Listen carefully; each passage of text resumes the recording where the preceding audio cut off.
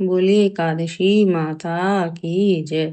धर्मराज युधिष्ठिर कहने लगे कि हे जनार्दन, मैंने मार्गशीर्ष शुक्ल पक्ष की एकादशी अर्थात मोक्षदा एकादशी का सविस्तार वर्णन सुना। अब आप कृपा करके मुझे पौष माह के कृष्ण पक्ष की एकादशी के विषय में भी बतलाइए। इस एकादशी का क्या नाम है तथा इसके व्रत का क्या विधान है, इसकी विधि क्या है, इसका व्रत करने से किस फल की प्राप्ति होती है, कृपया ये सब विधान पूर्वक कहिए। भगवान श्री कृष्ण बोले, पौष माह के कृष्ण पक्ष में आने वाली इस एकादशी को सफला एकादशी कहा जाता है। इस एकादशी के देवता श्री नारायण हैं। विधि पूर्वक इस व्रत को करना चाहिए।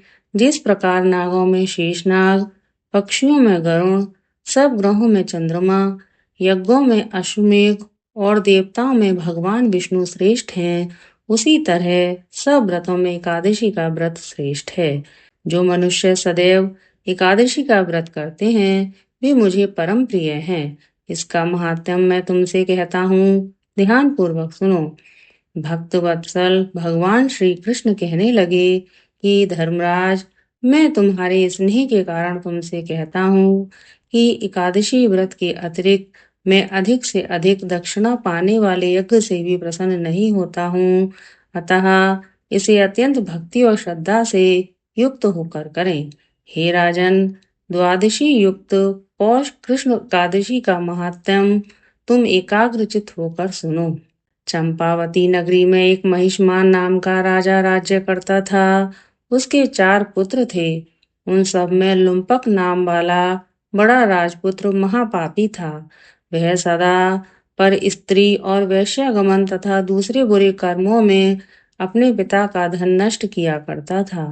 सदैव ही देवता, ब्राह्मण, वैष्णवों की निंदा किया करता था। जब राजा को अपने बड़े पुत्र के ऐसे कुकर्मों का पता चला तो उन्होंने उसे अपने राज्य से निकाल दिया। तब वह विचारने लगा कि कहाँ जाऊं, क्या करूं। अंत में उसने चोरी करने का निश्चय किया।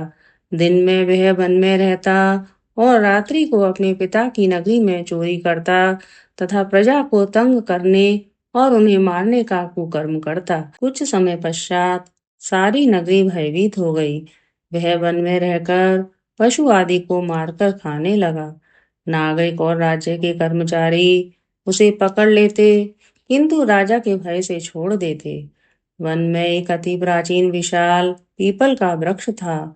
लोग उसकी भगवान के समान पूजा करते थे। उसी वृक्ष के नीचे वह महापापी लुम्पक रहा करता था। इस वन को लोग देवताओं की क्रीड़ा स्थली मानते थे।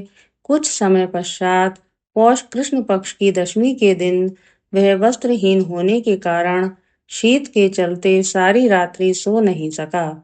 उसके हाथ पैर अकड़ गए। सूर्योदय होते होते वह मूर्छित हो गया। दूसरे दिन एकादशी को मध्याह्न के समय सूर्य की गर्मी पाकर उसकी मूर्छा दूर हुई। गिरता पड़ता वह भोजन की तलाश में निकला। पशुओं को मारने में वह समर्थ नहीं था, अतः पेड़ों के नीचे गिरे हुए फल उठाकर वापस उसी पीपल वृक्ष के नीचे आ गया। उस समय तक भगवान सूर्य अस्त हो चुके थे। वृक्ष के नीचे फल रखकर कहने लगा, हे भगवान, अब आपके ही अर्पण है ये फल, आप ही तृप्त हो जाइए। उस रात्रि को दुख के कारण नींद भी नहीं आई। उसके इस उपवास और जागरण से भगवान अत्यंत प्रसन्न हो गए और उसके सारे पाप नष्ट हो गए। दूसरे दिन प्रातः एक अति सुंदर घोड़ा अनेक सुंदर वस्तुओं से सजा हुआ उसके सामने आकर खड़ा हो गया।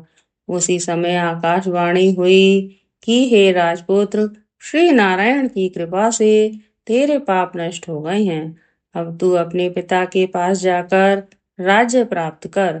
ऐसी वाणी सुनकर वह अत्यंत प्रसन्न हुआ और दिव्य वस्त्र धारण करके भगवान की जय हो कहकर अपने पिता के पास चला गया। उसके पिता ने प्रसन्न होकर उसे समस्त राज्य का भार सौंप दिया और स्वयं वन के रास्ते चल दिए। अब लुम्पक शास्त्रानुसार राज्य करने लगा। उसके स्त्री पुत्र आदि सारा कुटुंब भगवान नारायण का परम भक्त हो गए। वृद्ध होने पर वह भी अपने पुत्र को राज्य का भार सौंपकर वन में तपस्या करने चला गया और अंत समय में वैकुंठ को प्राप्त हुआ। अतः जो मनुष्य इस परम पवित्र सफला एकादशी का व्रत करता है, उसे अंत में मुक्ति मिलती है। जो नहीं करते हैं, वे पूंछ और सींगों से रहित पशुओं के समान हैं। इस सफला एकादशी के महात्म को पढ़ने अथवा श्रवण करने से ही मनुष्य को अश्वमेध यज्ञ का फल मिलता है।